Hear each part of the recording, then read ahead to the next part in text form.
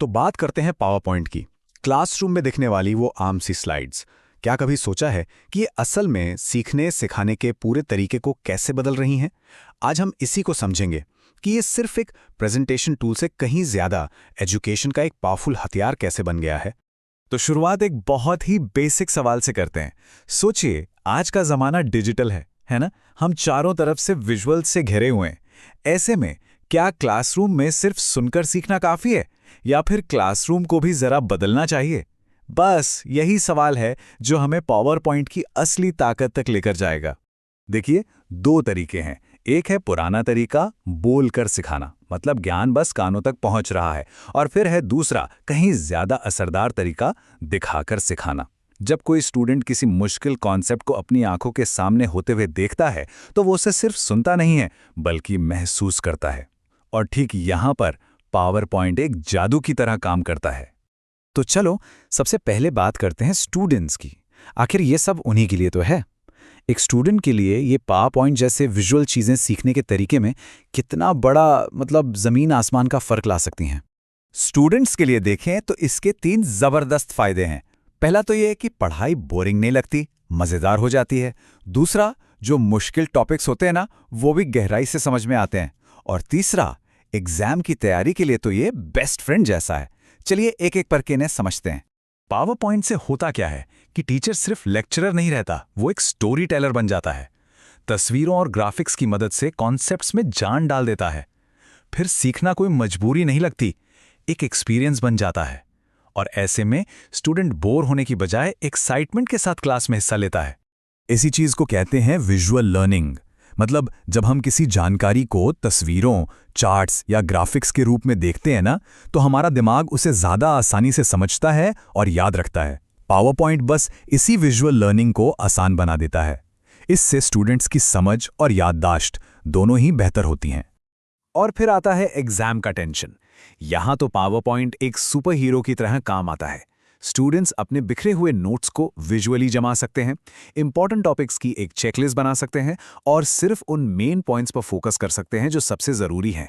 इससे रिवीजन भी फटाफट होता है और असरदार भी। अच्छा, ये तो ही स्टूडेंट्स की बात। अब जरा सिक्के का दूसरा पहलू भी देख लेते हैं। ये टूल सिर्फ स्टूडेंट्स के लिए ही नहीं, टीचर्स के लिए भी किसी वरदान से कम नहीं है।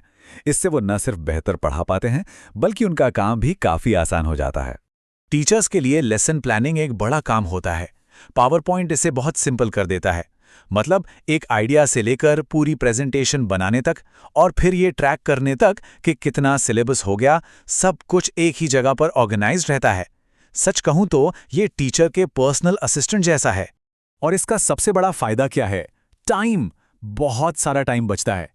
सोचिए, जो समय हैंडआउट्स को प्रिंट करने और बांटने में जाता था, वो अब स्टूडेंट से बात करने, उनके डाउट्स क्लियर करने और क्लास को ज्यादा इंटरैक्टिव बनाने में यूज हो सकता है। ये क्वालिटी टीचिंग के लिए एक बहुत बड़ा प्लस पॉइंट है। और हाँ, आज के ऑनलाइन लर्निंग के जमाने में तो पावर पॉइंट और भी ज्यादा जरूरी हो गया है। चाहे असाइनमेंट भेजने हो या नोट्स शेयर करने हो, सब कुछ बहुत आसान हो जाता है। और सबसे बढ़िया बात, टीचर्स सीधे स्लाइड्स पर ही कमेंट्स के जरिए पर्सनल फीडबैक दे सकते हैं। इससे दूर बैठे स्टूडेंट को भी एक पर्सनल कनेक्शन महसूस होता है। चलिए, अब उस चीज पर आते हैं जो किसी भी टेक्नोलॉजी को कामयाब बनाती है, और वो है उसका सिंपल होना। पावर पॉइंट की सबसे बड़ी ताकत यही है। इसे इस्तेमाल करना बहुत आसान है और कोई भी अपनी बात दूसरों तक पहुंचा सकता है। एक बार प्रेजेंटेशन बन गई तो उसे शेयर करना तो मतलब बच्चों का खेल है।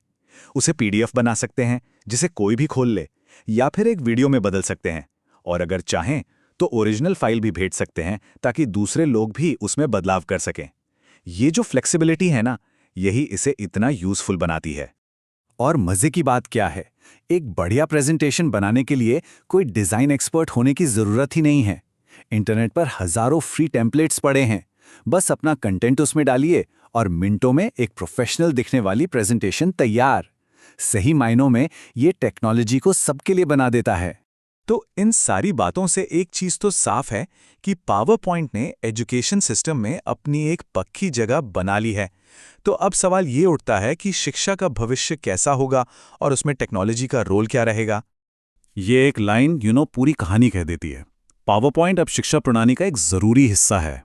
मतलब ये अब कोई एक्स्ट्रा चीज नहीं रह गई है। ये क्लासरूम का एक बेसिक टूल है, बिल्कुल ब्लैकबोर्ड या किताबों की तरह। और आखिर में एक सवाल सोचने के लिए छोड़ जाते हैं। पावर पॉइंट ने एजुकेशन को बदला, ये तो सच है, लेकिन टेक्नोलॉजी तो रुकती नहीं है। तो भविष्य में क्या होगा? टीचिंग के लिए अगली पीढ़ी के टूल्स कैसे होंगे, जो सीखने सिखाने के इस अनुभव को और भी ज्यादा बदल देंगे? सोचने वाली बात है ना।